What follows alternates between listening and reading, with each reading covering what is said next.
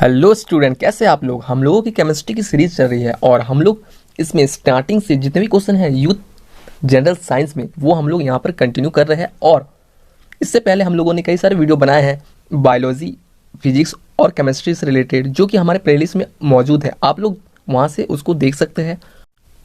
आज हम लोग कुछ इंपॉर्टेंट लॉ और थ्योरी के बारे में पढ़ेंगे जिससे कि क्वेश्चन हर बार आते हैं। तो ये सब रेलवे के इंपॉर्टेंट क्वेश्चन हैं जो कि जैसे आपके आए हुए हैं ग्रुप डी, एनटीपीसी, जेई और एएलपी में। तो जिनका भी एग्ज़ाम होने वाला है उन लोगों के लिए बहुत ज़्यादा इंपॉर्टेंट हो जाते हैं। तो चलिए हम लोग स्टार्ट करते हैं। पहला टॉपिक हम लोग का है laws of conservation of mass, और हम लोग इससे रिलेटेड जितने भी क्वेश्चन बनते हैं वो हम लोग यहाँ पर अब डिस्कस करेंगे। और क्वेश्चन के नीचे आपको एग्ज़ाम दिया रहेगा, कौन से एग्जाम में हुआ था, किस शिफ्ट में हुआ था, किस डेट में हुआ था, तो ये आप लोग वहाँ से देख सकते हैं। पहला क्वेश्चन आपका है which law state that mass can not be produce और destroyed in a chemical reaction.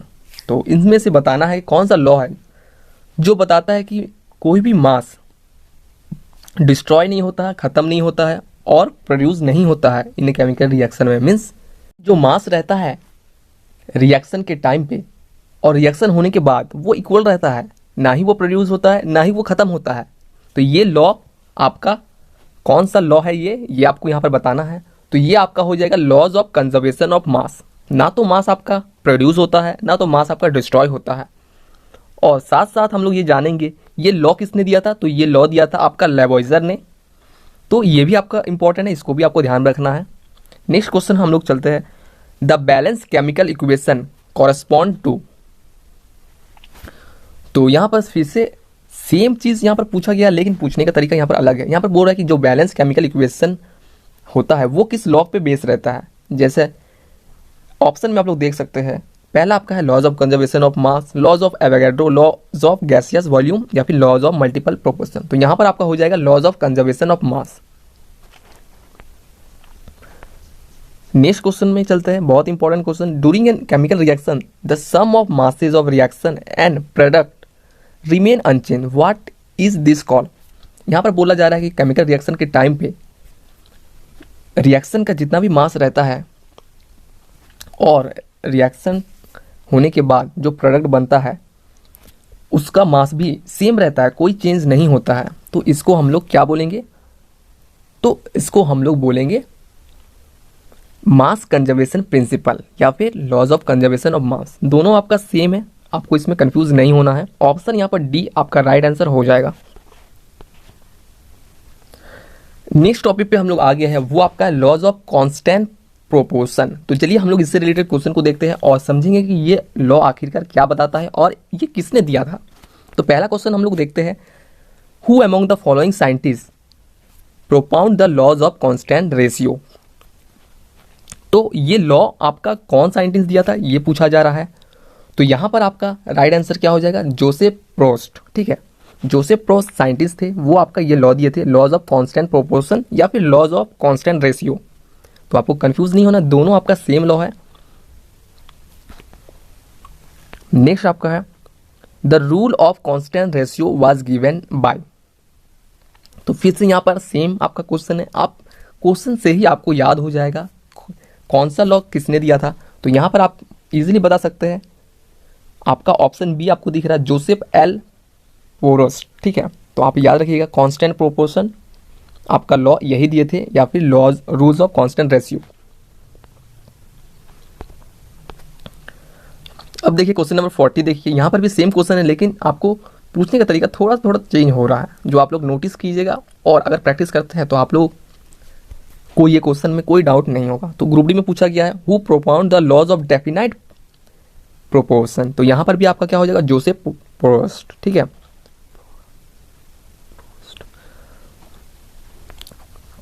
Next आपका है according to the laws of constant proportion. तो लॉज ऑफ कांस्टेंट प्रोपोर्शन के हिसाब से आपका ये ऑप्शन है जो दिया गया है ABCD, इनमें से आपका कौन सा सही बैठता है। तो इसको करने से आपको क्या करना पड़ेगा, पहले ऑप्शन को रीड करना पड़ेगा, आपको इसमें ध्यान देना पड़ेगा। तो पहला ऑप्शन आपका है atom of different element in chemical matter have different mass and chemical properties. तो ये आपका पहला ऑप्शन है। सेकंड है atom combine in small number to form compound in chemical matter. तो ये इससे रिलेटेड नहीं आपका बैठ रहा है, ये लॉ से। In chemical matter element are always present in fix proportion of mass. तो ये आपका ऑप्शन सही बैठ रहा है, in chemical matter element are always present in fix proportion of mass. Next आपका the atom in chemical matter are individual particle that can not be form और destroy in chemical reaction. तो ये इस law से related नहीं है, हालांकि ये सही हो सकता है लेकिन इस लॉ से रिलेटेड नहीं है। तो इस लॉ से आपका रिलेटेड क्या हो जाएगा, ऑप्शन आपका सी जो कि आपको दिख रहा है, element are always present in fix proportion of mass. Option आपका सी राइट आंसर यहाँ पर हो जाएगा।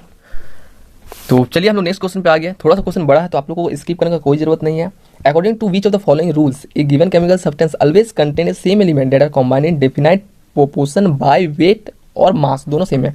तो ये आपका कौन सा लॉ हो जाएगा, ये आपका हो जाएगा लॉज ऑफ कांस्टेंट रेशियो या फिर लॉज ऑफ कांस्टेंट प्रोपोर्शन। ठीक है, इसमें आपको कंफ्यूज नहीं होना है। ऑप्शन आपका ए यहाँ पर राइट हो जाएगा। चलिए एक एग्जांपल से हम लोग समझते हैं।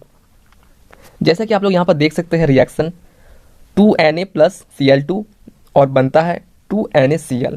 तो यहाँ पर हम लोग देख सकते हैं Na यहाँ पर कितना है, 2 है, और प्रोडक्ट साइड में भी आपका Na का क्वांटिटी 2 है, और Cl2 यहाँ पर 2 है, और यहाँ पर प्रोडक्ट होने के बाद भी Cl2 2 है। तो यहाँ पर हम लोग क्या देखते हैं कि कांस्टेंट है, मास कांस्टेंट यहाँ पर है, कोई चेंज नहीं हो रहा है। तो यही इस लॉ का यहाँ पर डेफिनेशन हो जाता है। नेक्स्ट आपका देखते हैं, all the sample of carbon dioxide content carbon and oxygen in A mass ratio of 3:8। This is in agreement with which rule. तो ये बता रहा है कि जितने भी कार्बन डाइऑक्साइड का सैंपल है उसमें कार्बन और ऑक्सीजन का मास में आपका रेशियो दिया रहता है 3:8। तो ये आपका कौन से लॉ के तहत ये बैठता है, तो ये आपका क्या हो जाएगा, लॉज ऑफ कांस्टेंट प्रोपोर्शन, यानी ऑप्शन बी आपका यहाँ पर दिख रहा है कांस्टेंट प्रोपोर्शन, ये आपका राइट आंसर हो जाएगा। सो हम लोग का नेक्स्ट टॉपिक है डाल्टन्स एटॉमिक थ्योरी। तो इसमें हम लोग देखेंगे कि डाल्टन एटॉमिक थ्योरी से रिलेटेड कितने क्वेश्चन बनते हैं और किस टाइप के क्वेश्चन आते हैं। तो पहला क्वेश्चन आप लोग देख रहे हैं, Dalton's theory was based on which rule, ये आपसे पूछा जा रहा है। तो डाल्टन थ्योरी आपका किस पे बेस है, लॉज ऑफ केमिकल कॉम्बिनेशन, ये आपको ध्यान रखना है, laws of chemical combination. Option आपका बी इसमें राइट आंसर हो जाएगा। नेक्स्ट आपका Dalton theory is based on, तो हम लोगों ने अभी पढ़ा लॉज ऑफ केमिकल कॉम्बिनेशन। तो यहां पर आप लोग देख रहे हैं ऑप्शन नंबर ए में ये दिया हुआ है laws on the laws of chemical combination, आपका ए राइट आंसर हो जाएगा। तो यहाँ पर आपको क्वेश्चन नंबर 46 दिख रहा है, Dalton atomic theory provide an explanation of which of the following. तो यहाँ पूछा जा रहा है कि डाल्टन एटॉमिक थ्योरी है जो कि लॉज ऑफ केमिकल कॉम्बिनेशन पे बेस्ड है, वो आपका क्या एक्सप्लेन कर रहा है, तो वो आपका मेनली एक्सप्लेन कर रहा है laws of conservation of mass और लॉज ऑफ फिक्स प्रोपोर्शन। जो दो लॉ पहले दिए गए दो साइंटिस्ट, उसी दो को कंबाइन करके वो एक नया लॉ बना दिया, लॉज ऑफ केमिकल कॉम्बिनेशन। तो बड़ी चालाकी से ये काम किया गया है। तो आपको बस ध्यान रखना है कि वो एक्सप्लेनेशन मीन्स एक्सप्लेन करता है कौन सा लॉ पे, तो वो आपका वेस्ट है। ऑप्शन आपका बी दिख रहा है, laws of mass conservation and fix proportion, आपका यहाँ पर राइट आंसर हो जाएगा। क्वेश्चन नंबर 47 में हम लोग देखते हैं, which of the following statement is correct according to Dalton's matter. तो Dalton's theory of atomic theory के हिसाब से कौन सा यहाँ पर सही है। पहला आपका है, the molecules of same element have same atomic mass and size but are not of the same chemical nature. Option B आपका है, a molecule is divisible into proton, electron and neutron. The atomic mass of molecule of the same element is different. और option D है, atom are individual particle of matter. तो Dalton atomic theory और Dalton के method से क्या सही हो जाएगा, यहाँ पर चारों में से आपका ऑप्शन नंबर डी जो कि atoms are individual particles of matter, ये आपका यहाँ पर सही हो जाएगा। तो यहाँ पर एक्सप्लेनेशन हम लोग पढ़ते हैं, according to John Dalton's theory every substance is made up of small particles are called atoms और atom can not be divided by any physical और केमिकल मेथड। तो जब डाल्टन ये थ्योरी को लाए थे उस समय यही माना जाता था कि एटम बहुत स्मॉल पार्टिकल्स है मैटर का और वो फर्दर डिवाइड नहीं हो सकता है। ये उस समय का थ्योरी था, उस समय का ये कॉन्सेप्ट था। लेकिन लेकिन ये पहले अभी चेंज हो गया है, ये डिवाइड हो गया है for the sub atomic particles में। तो आपको इस क्वेश्चन में बस डाल्टन थ्योरी के हिसाब से ही आंसर लगाना था, इसीलिए ऑप्शन आपका डी यहाँ पर atoms are individual particles of matter आपका राइट आंसर हो जाएगा। नेक्स्ट क्वेश्चन देखते हैं, question number 48, which of the following is not Dalton's concept Dalton atomic theory. तो यहाँ पर आपको बताना है नॉट मीन्स कौन सा डाल्टन थ्योरी के हिसाब से यहाँ पर सही नहीं है, ये आपको बताना है। तो पहला आपका ऑप्शन है एटम ऑफ डिफरेंट एलिमेंट है different mass and different chemical properties, तो ये बात सही है आपका। नेक्स्ट ऑप्शन में है atoms combine in proportion to small integer number to form compound, ठीक है। तो डिफरेंट एटम आपका मिल के एक कंपाउंड बनाता है, ये भी आपका सही है। एटम आर इंडिविजुअल पार्टिकल होगा, यहाँ पर इनविजिबल लिखा है, ठीक है। तो atom are invisible particles that can not be form और डिस्ट्रॉय इन केमिकल रिएक्शन, तो ये आपका सही है। ऑप्शन डी देखिए, all substance are made up of small particles called molecules, तो यहाँ पर आपका डाल्टन के हिसाब से क्या था, all substance are made up of small particles called atom था, लेकिन इस ऑप्शन में यहाँ पर मॉलिक्यूल्स दिया है, इसलिए ये ऑप्शन यहाँ पर रॉन्ग हो जाएगा according to Dalton's atomic theory. तो ऑप्शन नंबर डी इसमें हो जाएगा आपका आंसर। क्वेश्चन नंबर 49 को देखते हैं, who among the following told about indivisibility of an atom. तो यहाँ पर किसने बताया था कि एटम फर्दर डिविजिबल नहीं हो सकते, तो यहाँ पर आपको बताया गया था Dalton theory means Dalton scientist है, उन्होंने बताया था कि एटम फर्दर डिविजिबल नहीं हो सकते।